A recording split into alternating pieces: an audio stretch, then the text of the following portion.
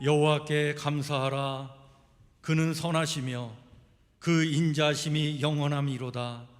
광야 사막길에서 방황하며 거주할 성읍을 찾지 못하고 근심 중에 있을 때 여호와께 부르짖음에 우리를 고통에서 건지시고 바른 길로 인도하사 거주할 성읍에 이르게 하셨도다.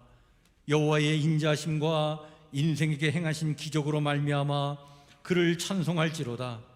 그가 사모하는 영혼에게 만족을 주시며 줄인 영혼에게 좋은 것으로 채워주심이로다. 아멘.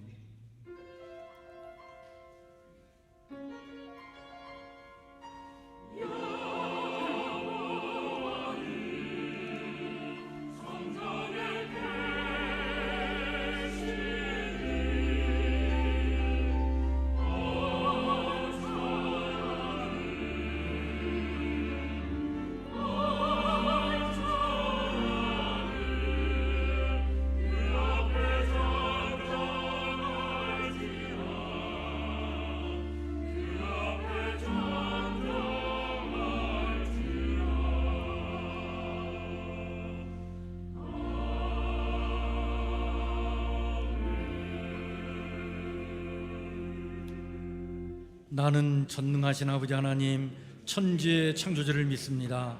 나는 그의 유일하신 아들 우리 주 예수 그리스도를 믿습니다.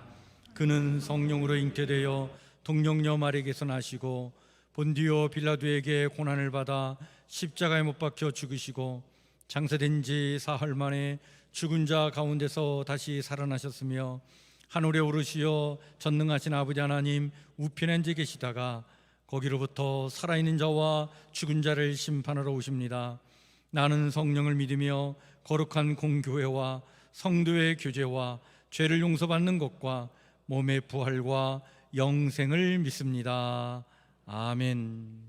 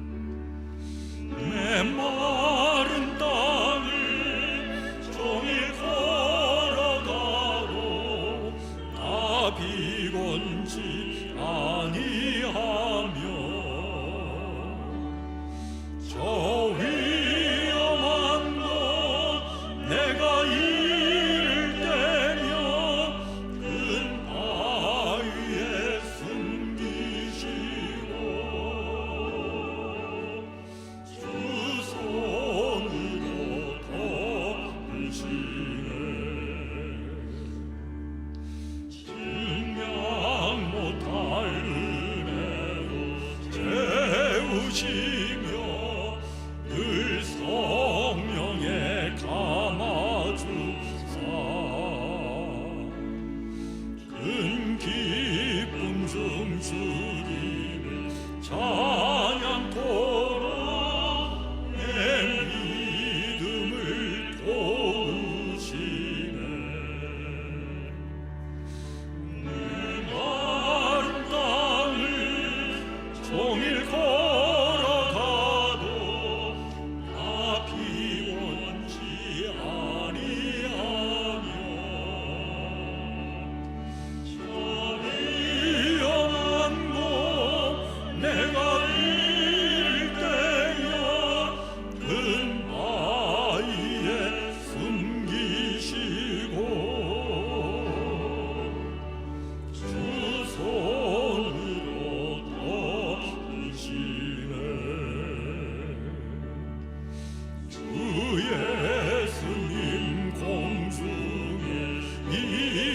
하실 때 나 일어나 맞이하리. 그 구원의 은총을 노래하리. 저 천군과 천사 함께 내 마른 땅을 종일 걸어가도 다 피곤치 아니하며 저 위험한도 내가 이를 때며 근바위에 숨기시고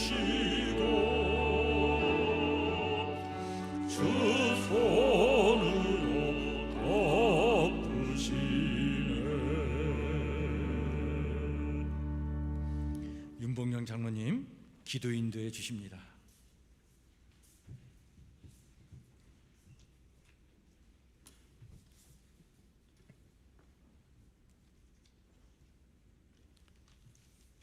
할렐루야. 거룩하신 하나님을 찬양합니다. 하나님 아버지, 오늘 저희들 생명을 이어주시고 7월의 새날을 허락하시어 주님의 영광을 바라볼 수 있도록 은혜 베풀어 주심을 감사드립니다. 이 시간 마음을 다하고 뜻을 다하고 성성을 다해 영과 진리로 드리는 저희의 예배가 하나님께 일합되기를 원하옵니다. 모든 영광 받아 주시옵소서. 맥주절을 지키라. 이는 내가 수고하여 밭에 뿌린 것의 첫 열매를 거둠이니라. 21년 반년을 우리의 삶에 넘치는 하나님의 사랑과 충만하게 베푸신 은혜로 지내게 하시고 오늘 7월 첫 주일을 맥주 감사주일로 예배드리게 하심을 감사드립니다. 내 재물과 내 소산물의 처음 익은 열매로 여호와를 공경하라.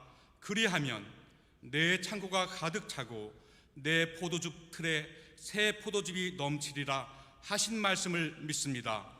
맥주 감사 주일에 교회에서 온라인으로 예배에 참여한 모든 이에게 땅과 하늘나라의 양식을 풍성하게 공급받는 은혜를 베풀어 주시옵소서.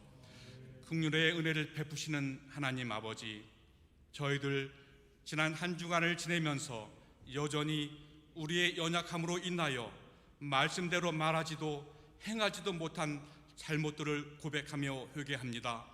거짓과 어둠의 영이 미혹하는 혼란한 세상에서 저희를 긍휼히 여기시고 회개의 영을 부어 주시옵소서. 저희 심령을 정직한 영으로 새롭게 하시옵소서. 하나님의 선하신 뜻을 행하시는 하나님의 백성들이 되게 하여 주시옵소서.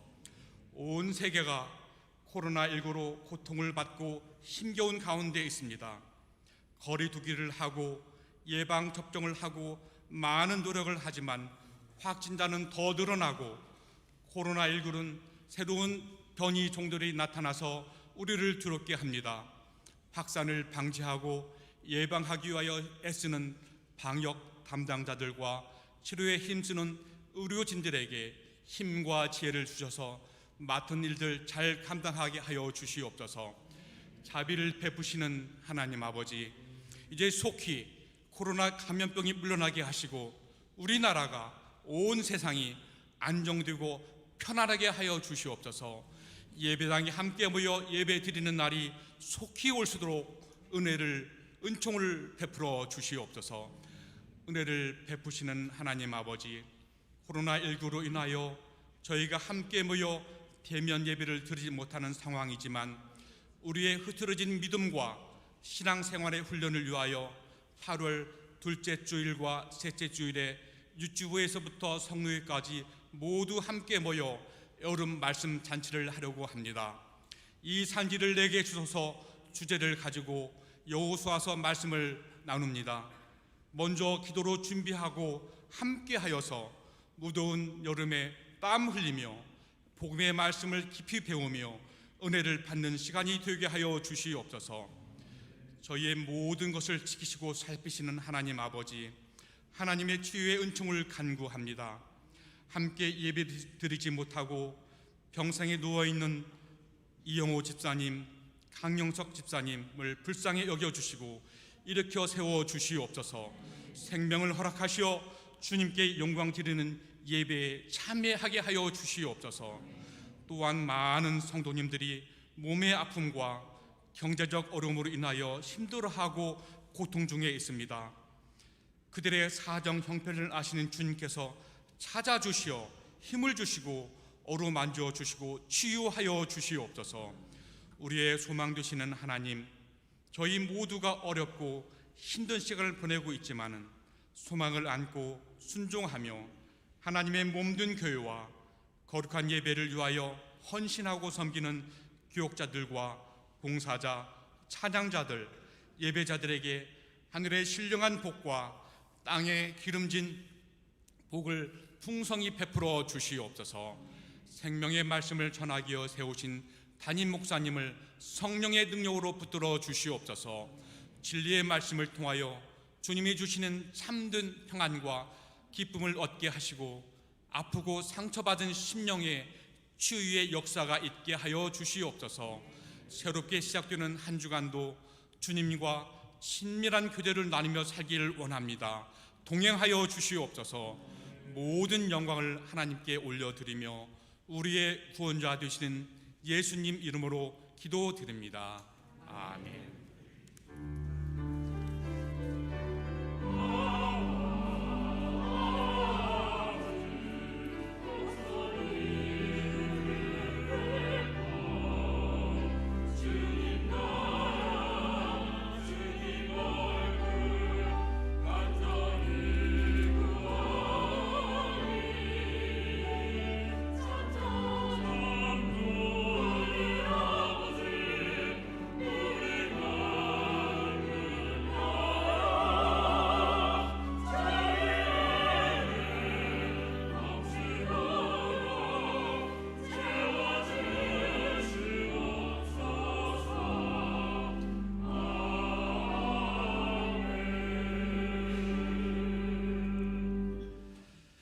교회 소식을 함께 같이 나누겠습니다. 주보를 참고해 주시길 바랍니다.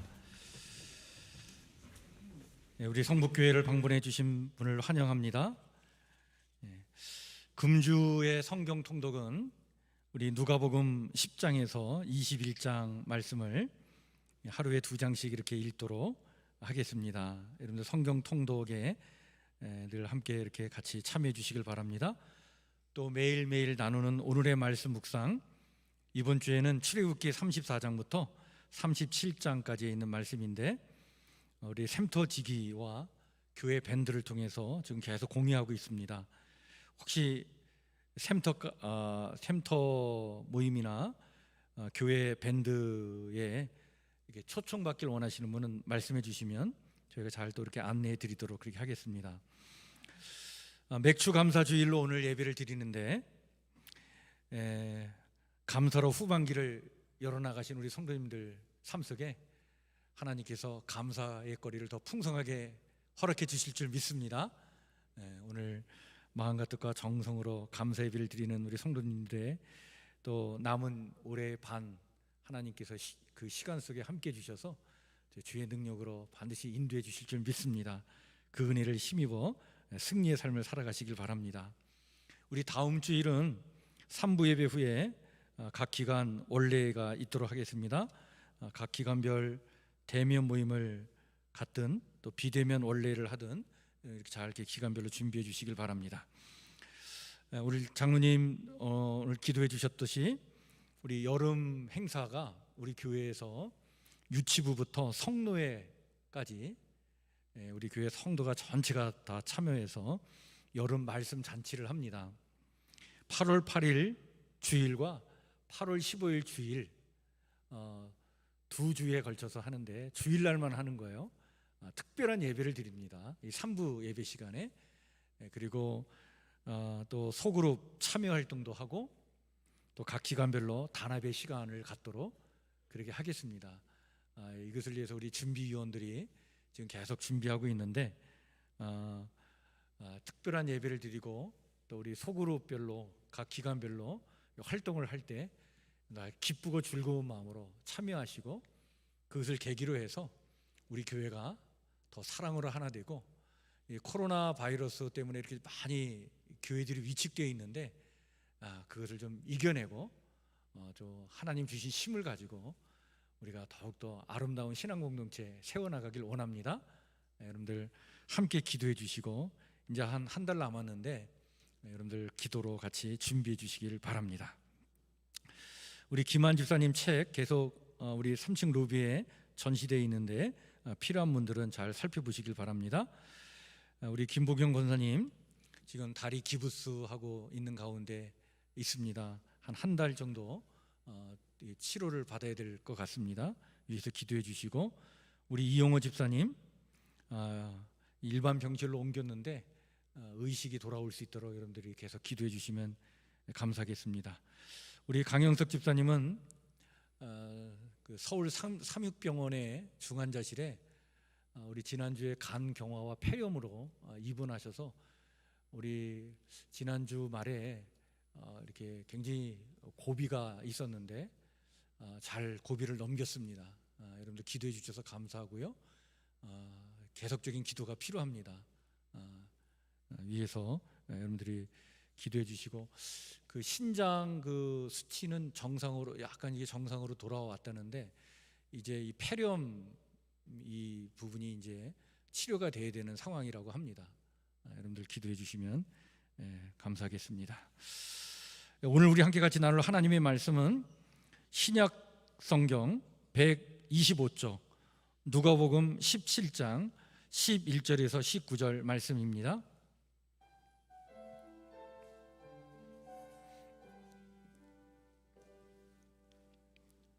누가복음 17장 11절에서 19절 말씀을 저와 여러분들이 한 절씩 나누어 읽도록 하겠습니다. 제가 11절 말씀을 먼저 읽겠습니다. 예수께서 예루살렘으로 가실 때에 사마리아와 갈릴리 사이로 지나가시다가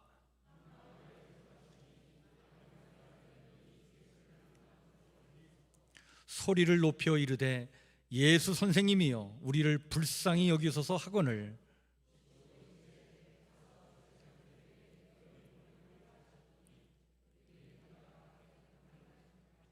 그 중에 한 사람이 자기가 낳은 것을 보고 큰 소리로 하나님께 영광을 돌리며 돌아와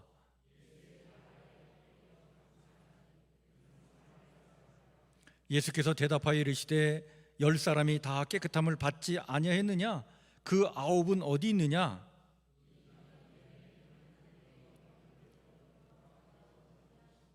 다 같이 그에게 이르시되 일어나 가라 내 믿음이 너를 구원하였느니라 하시더라.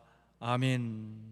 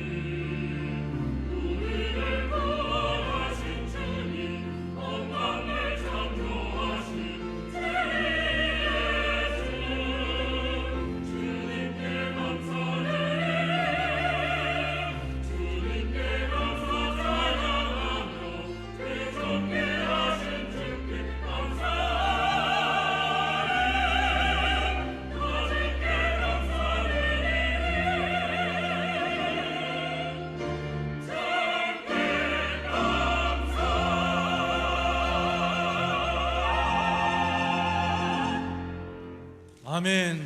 주께 감사. 할렐루야. 감사합니다.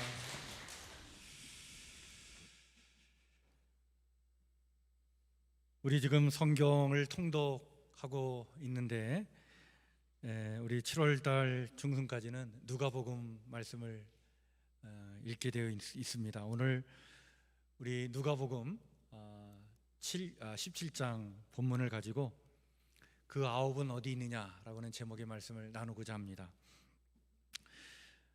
여러분, 우리 신약 성경에 복음서가 4권이 있잖아요. 뭐가 있죠? 마태복음, 마가복음, 누가복음, 요한복음, 이렇게 4권의 복음서가 있어요. 이 복음서는 예수님이 바로 그리스도이시다, 예수님이 메시아 되시는 우리의 구세주이시다를 증언하는 말씀이 복음서예요. 그런데 마태, 마가, 요한은 유대인이었어요. 근데 유일하게 이방인으로서 복음서를 기록한 사람이 한 사람이 있는데 누굴까요? 누가입니다.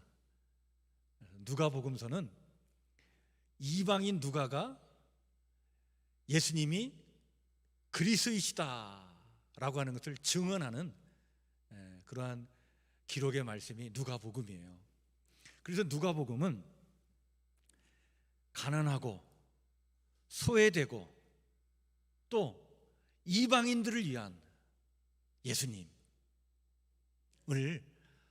아주 자세하게 강조해서 우리에게 말씀을 전해주고 있어요. 그래서 마태복음이나 마가복음에 없는 내용이 누가복음에는 있어요. 특별히 유대인들은 사마리아인들을 매우 싫어했어요. 어느 정도로 싫어했냐면 사마리아인들은 개와 돼지 같은 존재다 이렇게 여겼어요. 이렇게 유대인들이 사마리아인을 이렇게 생각한 역사적인 근거가 있죠. 원래 이 이스라엘이 이제 북왕국 이스라엘과 남왕국 유다로 나눠져 있을 때 북왕국 이스라엘이 아시리아라고 하는 제국에 의해서 먼저 멸망을 당하게 됩니다. 그때 북왕국 이스라엘의 수도가 사마리아였어요. 근데 이 아시리아 제국이 어떤 정책을 펼쳤냐면 사마리아 지역에 있는 유대인들을 잡아다가 멀리 이주시키고 다른 곳에 있는 사람들을 잡아다가 이 사마리아 땅으로 이주시켜 와가지고 그 원주민들과 서로 결혼하게끔 해서 그 어떤 피해 그 전통성 이것을 훼손시키는 그런 정책을 폈어요. 그러다 보니까 유대인들 입장에서는 이 사마리아 사람들을 어떻게 생각했냐면 너희들은 혈통의 순수성을 지키지 못한 사람들이고 그런 의미에서 너희들은 이미 더럽고 정하지 못한 불결한 존재들이고 그리고 개와 돼지 같은 존재들이다 이렇게 여겼어요.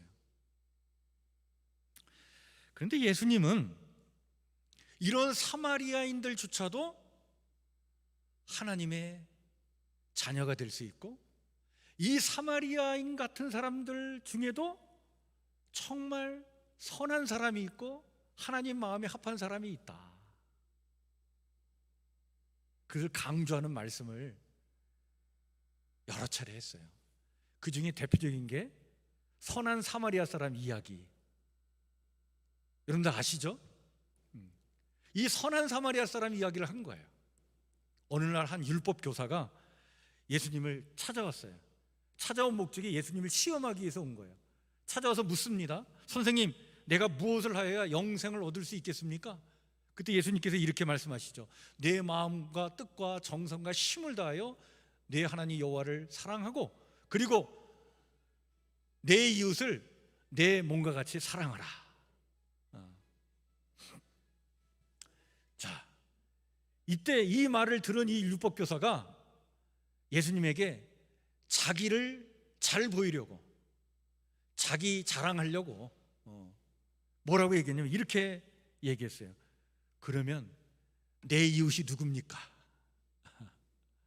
내 이웃이 누굽니까? 내 이웃을 내 몸과 같이 사랑하라고 했는데, 그러면 내가 사랑해야 될 내 이웃이 누굽니까? 내 이웃이 누굽니까? 이렇게 물은 거예요. 그런데 예수님께서 이 이야기를 율법 교사가 딱 하자마자 예수님께서 비유의 말씀을 하나 딱 들어서 얘기를 했는데, 그것이 선한 사마리아 사람 이야기예요. 어떤 한 사람이, 유대인이죠. 유대인이 예루살렘에서 여리고로 내려가는 그 가파른 비탈길을 내려가다가 강도를 만났다. 강도를 만나서 다 빼앗기고 거반 맞아 죽게 됐다. 그런데 그 예루살렘에서 성전에서 제사를 드리던 제사장이 그 길을 또 내려가다가 그 같은 유대인인데 그 유대인을 보고 나 몰라라 하고 그냥 지나쳐 갔다. 그리고 또 성전에서 일을 하는 레위 사람이 또 그 길을 가다가 같은 유대인인데 나 몰라라 하고 또 갔다. 그런데 그 길을 사마리아 사람이 지나가다가 그 강도 만난 사람을 불쌍히 여겨가지고 자기가 가지고 있는 포도주로 그 상처를 다 닦아주고 기름을 발라주고 그리고 나귀에 태워서 주막까지 데리고 가서 주막에서 그를 살펴주었다. 같은 밤을 지나고 그 다음날 아침에 주막 주인에게 자기가 길을 떠나면서 그 사람을 보살펴달라고 돈까지 맡기고 나중에 돌아올 테니까 혹시 더 비용이 들면 그때 내가 또 갚아주겠다까지 이야기하면서 주막 주인에게 그 강도 만난 사람을 부탁하고 길을 떠났다. 그러면서 예수님께서 그 율법교사에게 이렇게 물었어요. 자, 내 이웃이 누굽니까? 라고 이 묻는 율법교사에게 주님께서 이렇게 물으신 거예요. 굉장히 중요한 질문입니다. 이 강도 만난 사람의 이웃이 누구냐? 내 이웃이 누굽니까? 라고 묻는 그 질문에 이 강도 만난 사람의 이웃이 누구냐? 이렇게 물으신 이유는 자기 중심으로 세상을 보지 않고 이렇게 타인 중심으로 세상을 볼 줄 아는 그런 눈을 가진 사람, 그래서 강도 만난 자의 진정한 이웃이 되어준 사람, 이 사람이 유대인이냐 사마리아인이냐 그게 중요한 게 아니라 그러한 마음으로 사람을 볼 줄 아는 사람, 그런 사람이야말로 선한 사람이다. 그런 사람이야말로 하나님 마음에 합한 사람이다. 이 이야기를 하신 거예요. 그러니까 참 유대인은 거룩하고 사마리아는 더럽고 추악하고 뭐 이렇게 사람을 경계선을 딱 그어놓고 이쪽은 우리 편, 저쪽은 나쁜 놈 편, 그 편가르기를 하고 그런 편견의 벽을 가지고 그냥 사람을 정죄하고 판단하고 이렇게 살아가는 것, 이거 가당치 않단 말이야. 이게 정말 하나님 앞에 중요한 게 바로 뭐냐 말이야. 이렇게 선 긋고 살아가는 게 중요하냐? 아니다 말이지. 정말 나 중심이 아니라 타자 중심의 삶을, 그 시선을 갖고 살아가는 것, 그게 하나님 닮은 것이다. 이렇게 선한 사마리아 사람 이야기를 통해서 유대인들 입장에서는 이 선한 사마리아 사람이 죽일 놈인데 예수님은 그것을, 그 편견의 벽을 뛰어넘도록 이 이야기를 하신 거예요. 그런데 여러분, 이 이야기는 누가복음에만 있어요. 마태는, 마가는 감히 이 이야기를 마태복음이나 마가복음의 기록을 남길 수가 없었어요. 왜? 마태복음은 누구를 대상으로 한 복음서라고 그랬어요? 유대인들을 대상으로 한 복음서이기 때문에 유대인들 입장에서는 사마리아 사람이 선해? 이 이야기를 듣는 순간 이게 용납이 안 되는 거예요. 근데 누가복음은 이방인들을 위한 복음서이기 때문에 예수님의 이 가르침을, 이거를 놓치지 않고 누가는 이거를 강조해서 기록하고 있는 거예요. 같은 맥락에서 오늘 본문의 말씀도 또한 그와 같은 내용입니다. 오늘 본문도 여러분 누가복음에만 소개되어 있어요. 이렇게 특정한 사람들을 아주 정결한 사람이라고 얘기하고 또 어떤 사람들은 아주 부정한 사람이라고 이렇게 사람을 가르는 것이 이게 얼마나 하나님 앞에 폭력적인 일들인가. 이런 경계선을 뛰어넘어서 정말 우리의 신앙의 본질은 무엇을 지향해야 하는가를 말씀하시고자 주님은 예루살렘에서 이제 그 갈릴리를 떠나서 이제 예루살렘을 향해 가는데, 여러분 누가복음은요 특징이 갈릴리를 떠나서 예루살렘으로 가는 예수님의 행적을 다른 복음서보다 더 자세하게, 더 길게 이야기해 줍니다. 그때 예수님께서 길을 가시다가 사마리아와 갈릴리 경계 지역을 지나가셨어요. 보통 유대인들은 사마리아와 갈릴리 경계 지역을 지나가지 않습니다. 왜냐하면 유대인과 사마리아 사람들은 서로 그냥 원수지가 아니라 이 북쪽 갈릴리 지역에 살고 있는 유대인들이 그 남쪽에 있는 예루살렘 그를 가려면 가장 빠른 길은 그냥 그 사마리아 지역을 이렇게 통과하면 직선거리로 빨리 갈 수 있는데 그렇게 못 지나간 거예요. 서로 이게 사이가 안 좋아서 경계를 넘어가지는 않았어요. 그래서 갈릴리 지역에서는 가려면 이렇게 요단강을 건너가지고 우회해가지고 베레아 지역을 거쳐서 다시 요단강을 건너가지고 그 여리고에서 그리고 산을 올라가가지고 예루살렘을 가는 그런 루트를 택해서 갔거든요. 근데 예수님은 그거를 뛰어넘어가지고 자주 사마리아 경계 지역을 왔다 갔다 하셨어요. 오늘 본문 말씀이 그거예요. 그 갈릴리와 사마리아 경계 지역을 지나가시다가 어떤 한 마을에 들어가신 거예요. 그 마을에 들어갔더니 그 마을 안에는 누가 있었냐면 나병 환자들이 있었어요. 오늘 성경에 보니까 10명의 나병 환자가 있었다. 근데 이 10명의 나병 환자가 예수님이 오는 걸 본 거예요. 그 경계선을 넘어서 그 마을로 들어오시는 걸 본 거예요. 너무나 놀란 이 10명의 나병 환자가 예수님을 향해서 외칩니다. 멀리서 외친 거예요. 예수 선생님이요, 우리를 불쌍히 여기소서. 이렇게 외친 거예요. 왜 이렇게 멀리서 외쳤을까요? 아니 다가가가지고 그냥 아픈 것 막 들이밀면서 기도해달라고, 안수해달라고 막 이래야 되는데 멀리서 외친 거예요. 왜 그랬냐면 그때 당시에 이 나병 환자들에게는 어떤 사회적 금기가 있었어요. 그게 뭐냐면 나병 환자는 건강한 사람을 만지면 안 돼요. 그러면 그를 부정하게 만드는 거예요. 그 건강한 사람도 나병 환자에게 가까이 가서 그를 접촉하면 안 돼. 그러면 종교적으로 굉장히 부정한 사람이 되는 거예요. 그래서 나병 환자들은 길을 다닐 때도 어떻게 다녔냐면 얼굴에 이렇게 두건을 쓰고 보이질 않는 거죠. 그리고 걸어가면서 혹시 저기서 사람이 오면 자기가 스스로 말을 해야 돼. 어떤 말을 하냐면 나는 더럽다, 나는 불결하다, 나는 더럽다, 나는 불결하다, 그렇게 외치고 다녀야 돼요. 왜? 그렇게 해서 자기에게 가까이 오는 사람을 회피시키려고, 피해가라고 그렇게 알리는 거예요. 그러니까 누구에게 가까이 가도 안 되고 누가 자기에게 가까이 오면 안 돼요. 그런 처지에 있던 이 10명의 나병 환자가 예수님을 보고서 멀리서 외친 거예요. 예수 선생님이여, 우리를 불쌍히 여기소서. 가까이 오지도 못하고. 그럴 때 예수님께서 그들의 그 마음을 아신 거예요. 얼마나 속상하겠어요. 가까이 오지도 못하면서 멀리서. 그래서 예수님도 그 멀리서 그들에게 외치십니다. 뭐 거두절미하고 뭐 길게 얘기할 것도 없어요. 예수님께 이렇게 말씀하신 거예요. 가서 제사장들에게 너희 몸을 보이라. 얘들아, 빨리 가서 제사장에게 너희 몸을 보이라. 여러분, 이 말씀은 우리가 지금 도대체 무슨 말씀인가 잘 이해가 안 되는데, 이때 당시에 이 말을 들은 나병 환자들은요, 이 말의 뜻이 뭔지를 즉각적으로 이해를 했어요. 율법에 보면, 율법에는 나병을 앓다가 내 몸이 건강하게 회복되면 제일 먼저 누구에게 갖다 보여줘야 되냐면 제사장에게 자기 몸을 보여야 돼요. 그래서 제사장이 다 낫다 라고 제사장이 딱 판정을 내려야 그때부터 일상의 삶으로 돌아갈 수 있었어요.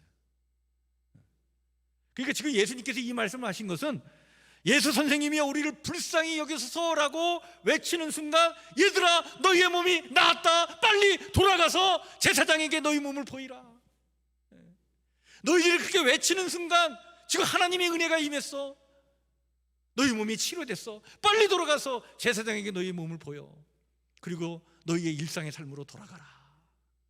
그렇게 말씀하신 거야. 이게 지금 너희 몸을 제사장에게 보이라고 하는 이 말씀은 그런 뜻이에요.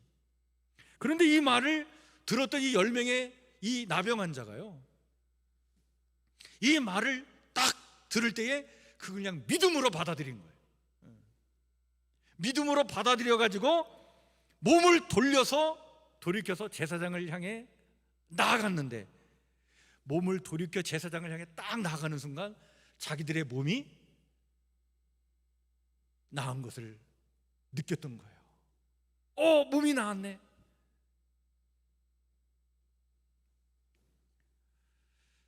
놀라운 어떤 은혜를 입은 거죠. 그러니까 여러분, 예수님께서 야 가서 제사장들에게 너희 몸을 보이라 라고 했을 때 그걸 믿음으로 딱 받아들이면서 몸을 돌이켜 가는 순간 몸이 낫는 그런 역사가 일어났는데, 예수님의 말씀과 그 말씀에 대한 믿음의 반응과 그리고 그 결과가, 이게 그냥 어떻게 보면 동시간적으로 그냥 스파크가 탁 그냥 터지듯이 말이죠. 그게 한순간에 팍팍팍 이게 나타난 거예요. 놀라운 역사죠. 이 나병 환자들이 얼마나 놀랐고 기뻤을까. 자기들 같이 정말 사람 대접받지 못하고 살아가는 자들에게 이런 은혜를 베풀었으니, 여러분 우리가 구약 성경으로 넘어가면 구약 성경에 나병에 걸렸던 그 사람이 치료받는 이야기가 나오죠. 그 사람이 누구죠? 구약 성경에 그 사람도 이방인이었어요. 시리아의 군대 총사령관이었어요. 당시에 시리아와 이스라엘이 전쟁 중이었는데 그 적군의 총사령관이었는데 이 사람이 나병에 걸린 적이 있었어요. 그 사람 이름이 뭐죠? 나아만 장군이에요. 이 나아만 장군이요, 그냥 전쟁에서 그냥 승승장구하던 그런 장군이었는데 나병에 걸린 거예요. 그래서 막 이리저리 막 노력을 해도 병에서 낫질 않는 거예요. 그런데 자기 집에 그 전쟁에서 포로로 잡아온 그 이스라엘의 시브리 노예가 여인이 하나 있었는데, 이 여종이 하는 얘기가, 아니 우리 고향에 가면 엘리사라고 하는 선지자가 있는데 그 선지자에게 가면 이 나병은 나을 텐데, 그 말을 한 거예요. 이 나아만이 그 얘기를 전해 듣고는 이리저리 노력을 해도 안 되니까, 그래 그러면 한번 가보자. 그래도 왕의 허락을 받아가지고 친서를 그 적국의 왕에게 보내가지고 내가 당신의 나라의 엘리사를 만나겠다라고 해서 연락을 취해가지고 그래가지고 엘리사를 만나러 가는데, 이 엘리사를 만나러 가는데 엘리사가 이 나아만 장군을 그냥 뛰어나와가지고 어이구 그냥 총사령관님 뭐 이렇게 영접할 줄 알았더니 그건 아니고 자기 종을 하나 보내가지고 사환을 보내가지고 자기가 직접 나와서 말한 것도 아니고 말씀을 전해주는데 뭐라 그러냐면, 요단강가에 가서 몇 번 씻으라? 7번 씻으라. 그러면 당신이 나을 거다. 그렇게 그냥 말씀만 전해준 거예요. 이 말씀을 받은 나아만이 굉장히 모욕감을 느꼈어요. 아니 나 같은 사람을, 참 이게 인간이 말이죠, 그 얄팍한 어떤 자존심 때문에 이런 걸 느낀 거예요. 나 같은 사람을 이렇게 맞이할 수 있는가? 엘리사가 지가 나와야지. 나와가지고 그냥 나를 그냥 이렇게 좀 떠받들어 주고 내 앞에서 말이죠, 그냥 그 내 아픈 곳만 이렇게 좀 어루만져 주면서 그냥 손을 탁 들고 그냥 하나님께 말이야 막 외쳐 막 기도하면서, 그리고 나를 향해서 뭔가 이렇게 막 뭐 만져주고 막 그러면서 뭐 기도해줘야 될 텐데, 뭐 이거 뭐야? 나한테 사환을 통해서 이런 말만 전해줘? 그러면서 이 나아만이요 어떤 생각을 가졌냐면, 야 내 고향 다마스커스에는 이 요단강보다 더 좋은 물이 있다, 더 좋은 강이 있다 말이지. 여러분 사실 이런 요단강 가보시면요, 그렇게 좋은 강이 아니에요. 깨끗한 물도 아닙니다. 그러니까 이 다마스커스에 있는 아마나 강이나 바르발 강 같은 좋은 강이 있는데, 거기 가서 내가 씻지, 내가 여기서 뭘 하겠나, 돌아가자, 화를 낸 거예요. 그런데 참 부하들을 잘 둬야 돼요. 부하 중에 몇 사람이 얘기를 합니다. 아니, 그 요단강가에 가서 몸을 씻는 것, 그게 뭘 이렇게 어려운 일이냐, 그 어려운 일도 아닌데 그냥 한번 해보기라도 하시지, 그냥 가시려고 할 이유가 뭐냐 말이야. 그 얘기를 들으니까 그럴듯하거든요. 그래서 결국 이 나하만 장군이 부하들에 의해서 설득당해요. 여러분들이 좀 설득당할 줄도 알아야 돼요. 설득당하는 거예요. 그래가지고 가서 요단강가에 가서 7번 씻는데 7번째 물에 들어갔다 딱 나오는 순간 놀라운 걸 체험하는 거예요. 자기의 피부가 어린아이의 살같이 이게 갑자기 바뀌더니 말이죠, 자기 몸이 건강해진 걸 느꼈어요. 놀라운 어떤 경외감에 사로잡힌 이 나하만 장군이 그 즉시 엘리사를 찾아갑니다.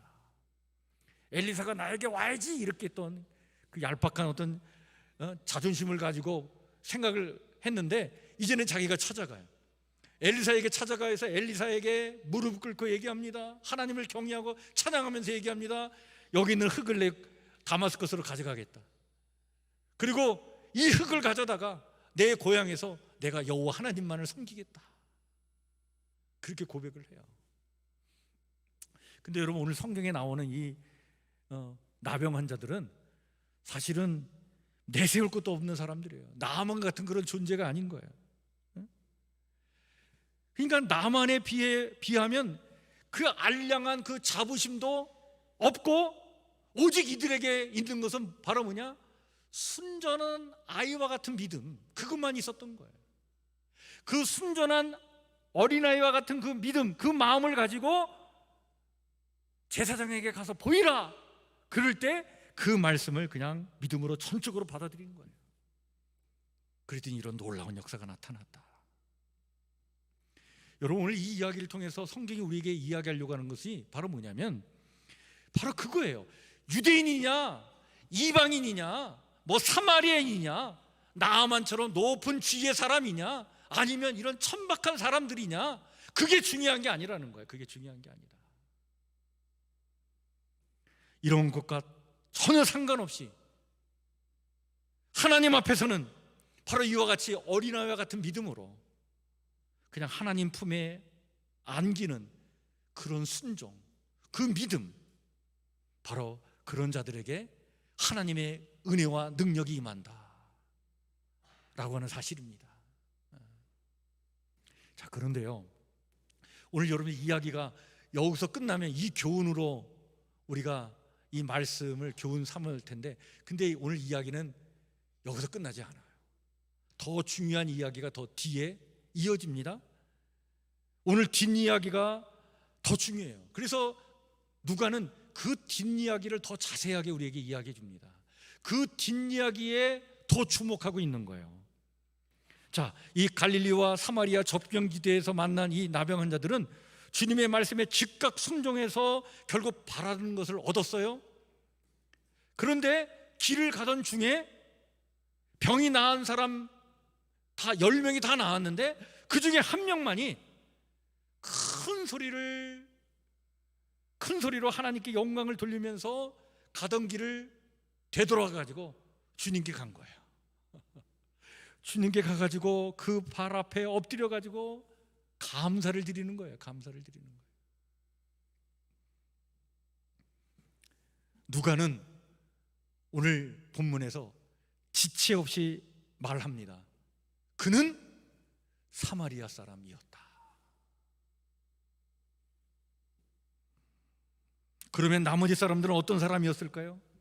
갈릴리와 사마리아 접경지대의 마을이었기 때문에 남은 9명은 유대인이 아니었는가, 그렇게 보는 거예요.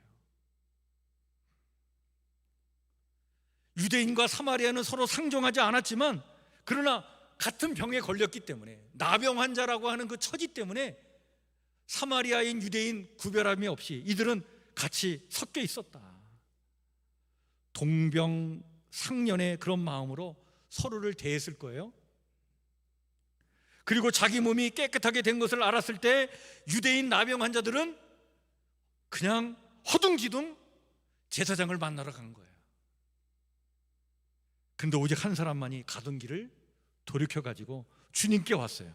그리고 하나님을 찬양합니다. 그리고 주님 앞에 정말 감사의 마음을 담아서 그걸 표현하고 있는 거예요. 자, 여기서 참으로 본질적으로 매우 중요한 두 부류의 사람이 나눠졌다라고 하는 거예요. 그러니까 이방인이냐 유대인이냐 뭐 사마리아인이냐 뭐 나아만처럼 뭐 큰 권세를 가졌느냐 아니면 뭐 그냥 비천한 신분의 사람이냐, 이게 다 중요한 게 아니라 정말 하나님 앞에는 본질적으로 가장 중요한 두 부류의 사람이 있는데 그게 바로 누구냐? 그냥 앞으로 나간 사람과 뒤돌아 온 사람, 이 두 부류의 사람이 하나님 앞에는 이게 갈라지는 거다. 여러분, 앞으로 나아간 이 9사람은 어떤 사람입니까? 자기에게만 집중하고 있던 사람들이에요. 그러니까 빨리 제사장 앞에 가가지고 내가 나았다는 것을 보여주고 빨리 일상의 삶으로 돌아가서 내 삶을 찾아야지. 온통 모든 관심이 자기에게 집중되어 있어요. 근데 돌아온 사람은 그 놀라운 사건을 일으키신 분에 집중합니다. 그분에게 주목합니다. 그렇기 때문에 돌아온 거예요. 그분에게 주목하기 때문에 감사를 표현하려고 돌아온 거예요. 이게 다르다는 거예요.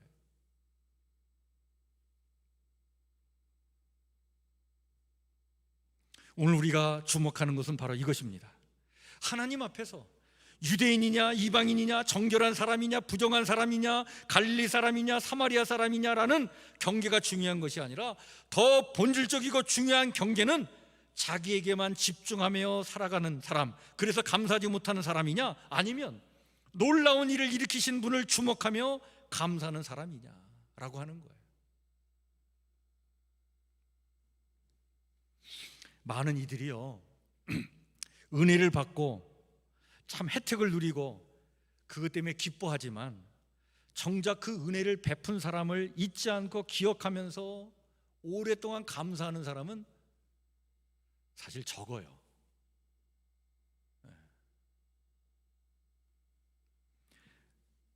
제가 예전에 한 10년 동안 어떤 한 장학재단에서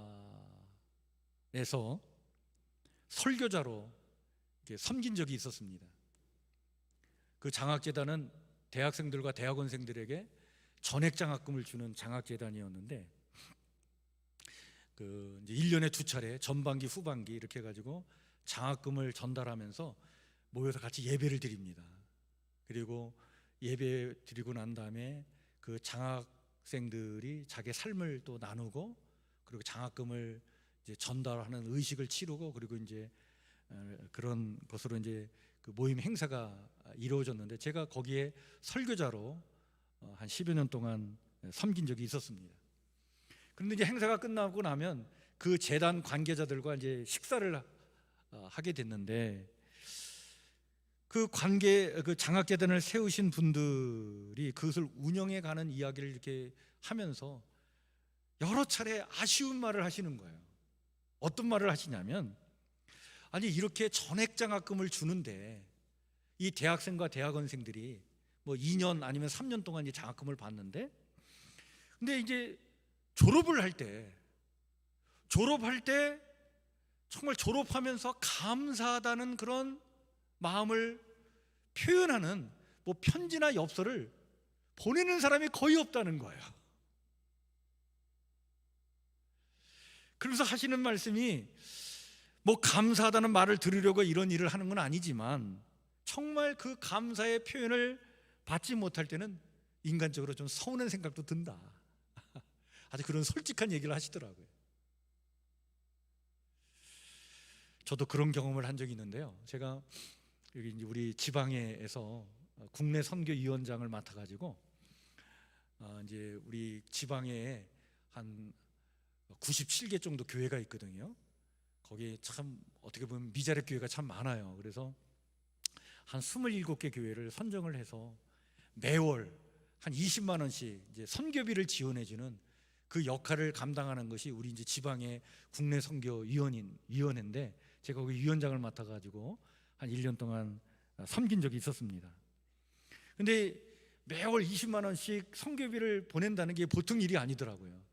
좀 이렇게 큰 교회에 좀 더 사정을 해서 그걸 자금을 모아가지고 그걸 정확하게 잘 분배해서 보내드리고, 또 보냈다고 메시지도 보내고, 또 참 어려운 시기지만 작은 교회라고 기죽지 마시고 참 힘을 내서 사역 잘 하시라고 막 격려의 메시지도 이렇게 보내면서 매월 그렇게 이렇게 그 일을 했는데, 그런데요, 저는 그렇게 돈을 보냈다고 막 그렇게 격려의 메시지도 보내는데 감사하다는 그런 메시지, 문자가 저한테 돌아오는 게요, 손꼽을 정도더라고요. 제가 1년 동안 그걸 하면서 저도 뭐 진짜 감사하다는 말을 들으려고 한 일은 아니었는데 인간적으로 살짝 서운한 생각이 들더라고요. 이럴 수 있나? 정말 1년 동안 한 번도 저한테 감사하다고 하는 문자를 보내지 않은 분이 오히려 더 많아요. 제가 그 일을 통해서 깨달은 게 있어요. 그게 뭐냐면, 여러분, 감사의 표현을 하는 건요, 제가 그걸 경험한 바에 의하면 정말 중요하더라고요. 그거는 선한 일을 하는 어떤 사람에게 그 감사의 표현은요, 그거는 정말 그 선을 격려하는 위로의 말이에요. 그 선을 격려하는, 어떻게 보면 생명의 말과 같은 거예요, 그 감사의 표현은. 그러니까 선한 일을 행하다가 낙심하지 않도록 격려해주고 힘을 북돋아 주는 그 말이 바로 뭐냐면 감사의 표현이에요. 이게 얼마나 중요한가, 제가 그걸 깨달았어요. 근데 사실 여러분, 저를 포함해서요, 참 많은 사람들이 이런저런 호의에 고마워하면서도 정작 표현하지 못하고 사는 게 너무 많아요. 우린 다 이렇게 사는 것 같아요. 여러분, 제가 27개 교회 이렇게 도와드렸지만 그 교회 목사님들이 고마워하는 마음을 가졌겠죠. 고마워하는 마음이 있어도 그 감사를 표현한다는 게 이게 참 어색한 거예요. 또 그 고마운 마음이 들면서도 머뭇거리다가 때를 놓치게 될 때도 있고, 또 일상이 바쁘다 보면 또 깜빡깜빡 잊기도 하고, 그래서 넘어갈 때가 얼마나 많은가. 그래서 제가 이런 생각도 해본 적이 있습니다. 감사는, 이 감사를 표현하는 것은 이건 훈련과 습관이 좀 필요하겠다. 이게 잘 안 되니까 이거를 자꾸 그냥 표현하고 막 노력을 해서 막 습관을 좀 들이려고 하고 자꾸 이렇게 노력을 하고 막 이거 훈련이 좀 필요한 거구나. 이게 감사가 그냥 이게 자연스럽게 되는 것이 아니겠구나. 왜? 우리 인간이 좀 못된 면이 있잖아요. 네? 여러분, 오늘 우리의 신앙은 좀 어떤가요? 우리가 문제가 닥칠 때 정말 하나님께 부르짖고 정말 기도하고 간구할 때가 좀 많은데, 근데 정작 문제가 해결되면 하나님을 찬양하지 않고 감사도 하지 않고 그냥 뭐 그럴 수 있지, 이렇게 혹시 내가 살아가는 것은 아닌가? 여러분, 사마리아 사람은요, 가는 길을 멈췄습니다. 돌아왔습니다. 주님 앞에 엎드렸습니다. 그리고 감사를 표현했어요. 그때 주님께서 이렇게 말씀하셨습니다. 그런데 그 9은 어디 갔느냐? 그러면서 돌아온 그 한 사람을 향해서 이렇게 말씀하셨어요. 이게 오늘의 정말 결정적인 말씀입니다. 일어나 가라. 내 믿음이 너를 구원하였느니라.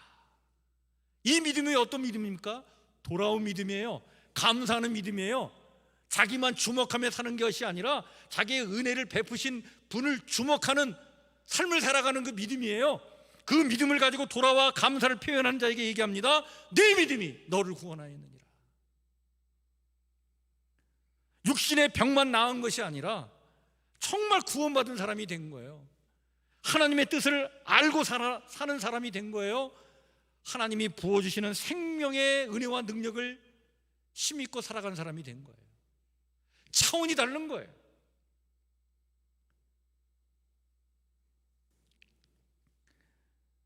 우리 김현성이라고 하는 시인이 우리나라에 계셨는데 이분은 아주 믿음이 돈독한 신앙인이었습니다.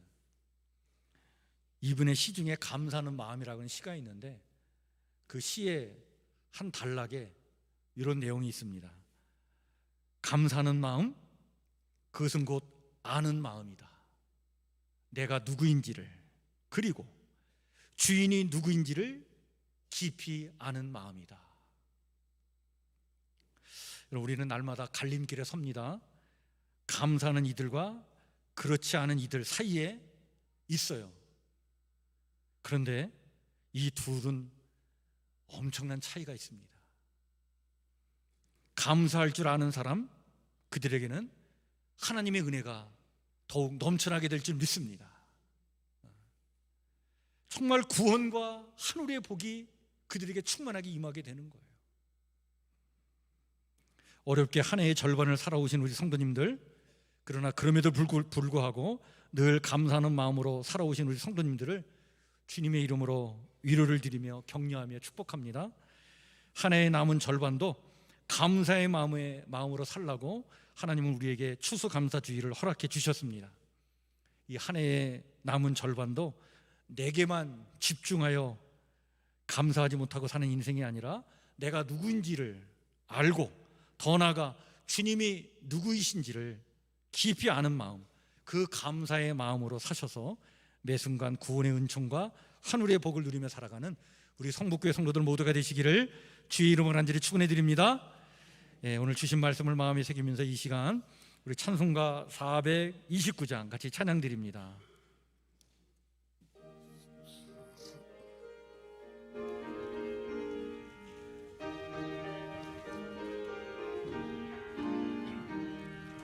세상 모든 풍파 너를 흔들어 약한 마음 낙심하게 될 때에 내려주신 주의 복을 세워라.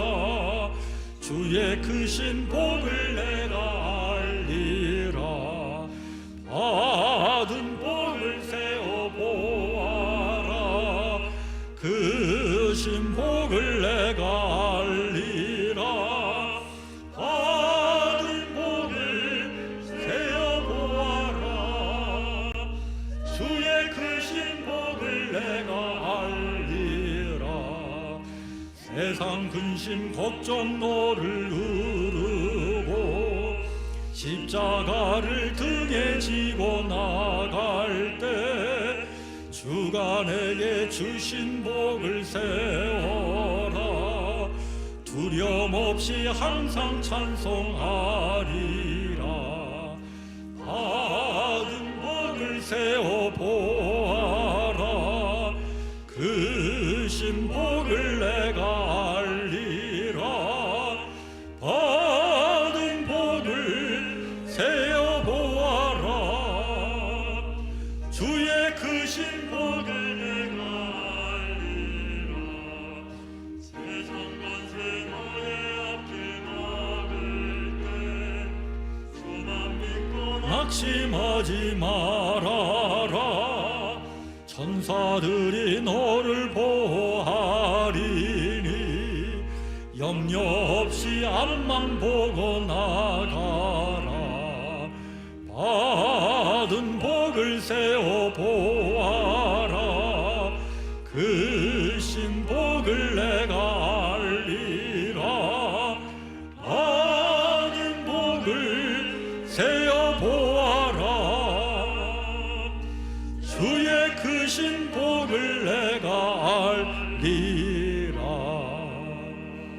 우리 앞에 옆에 뒤에 살피시면서 우리 한번 인사 나누겠습니다. 반갑습니다. 주의 사랑으로 사랑합니다. 축복합니다. 감사합니다. 예, 이제 장마가 시작이 됐습니다. 여러분들 이 장마철에 건강 관리 잘 하시고 이제 또 무더워지는 이 여름 날씨인데 여러분들 참 힘들고 어려운 때인데 그럼에도 늘 주 은혜 안에서 삶의 힘든 일들 잘 이겨나가시고 또 맞이하는 한 주간 멋지게 승리하시는 한 주간 되시길 바랍니다. 축복합니다. 제가 축도함으로 예배를 마치도록 하겠습니다. 기도합니다. 심고 거두게 하신 하나님, 지난 6개월의 시간을 돌이켜보니 힘들고 어려워도 지금까지 살아오도록 인도하신 주의 은혜가 있었습니다. 참으로 감사합니다. 오늘 이 맥주 감사 주일을 맞이하여 다시 한번 주의 은혜에 감사하는 심령들로 예배 드리게 하셨사오니 감사는 심령 후에 하나님 더욱더 넘치는 감사의 거리로 우리 삶을 충만케 해주실 줄 믿습니다. 이런 복을 누리며 살아가도록 우리 성북교회 성도들의 가정과 일터와 사업장과 모든 관계를 하나님 축복하여 주시옵소서.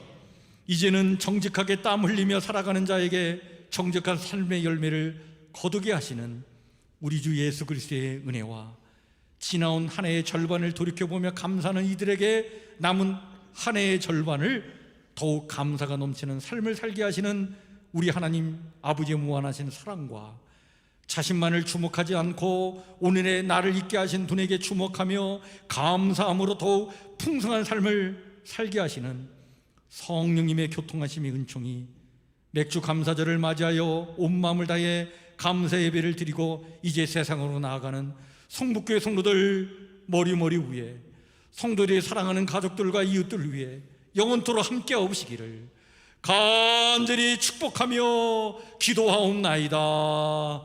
아멘.